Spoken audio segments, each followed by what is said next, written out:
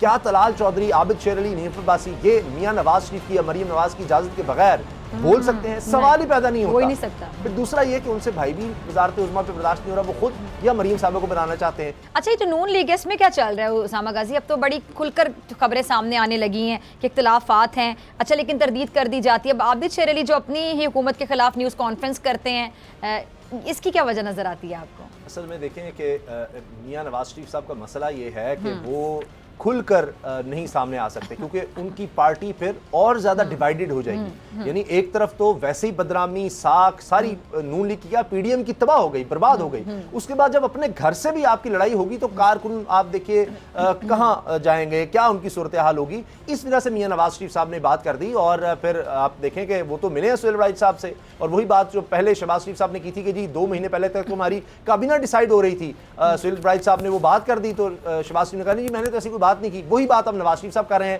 کہ جناب میں نے تو یہ بات ہی نہیں کی کہ جی میں شہباز شریف سے، مفتاح اسماعیل سے خوشی نہیں ہوں. نہیں، میں سمجھتا ہوں بڑا پر امید ہوں. آج نیف عباسی صاحب بھی بول پڑے ہیں.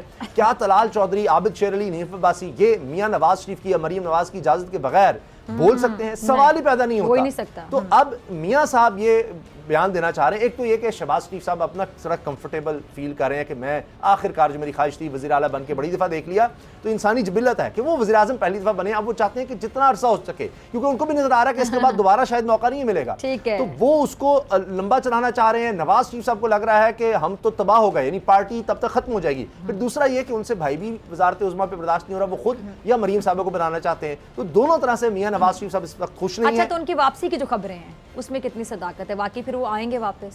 دیکھیے ڈاکٹر صاحبہ، وہ واپس بہت یعنی زوردار طریقے سے آنا چاہتے ہیں. ان کا بڑا دل کر رہا ہے کیونکہ اب ان کے پاس حکومت ہے، وہ دوبارہ وزیر اعظم بننا چاہتے ہیں. لیکن مسئلہ یہ ہے کہ وہ ایک لمحے کے لیے جیل میں نہیں جانا چاہتے، جیل کا لفظ چاہتے.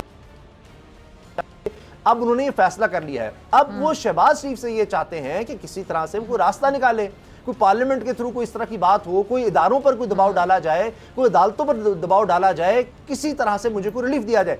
وہاں سے بھی وہ مایوس ہو گئے ہیں. شہباز شریف صاحب نے کہیں بہت کوششیں کی، انہوں نے کہا جی کوئی راستہ نہیں بن رہا. تو پارلیمنٹ سے آپ کو 2/3 اکثریت چاہیے، آپ کو پورا آئین بدلنا پڑے گا.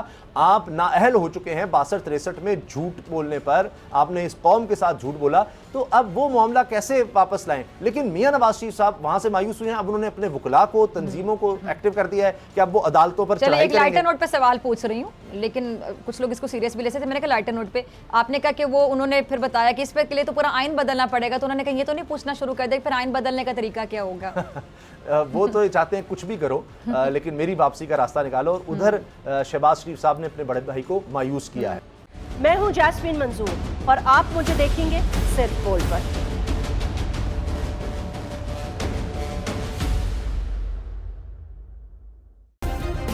سبسکرائب کریں اور بیل دبائیں تاکہ کوئی خبر رہ نہ جائے.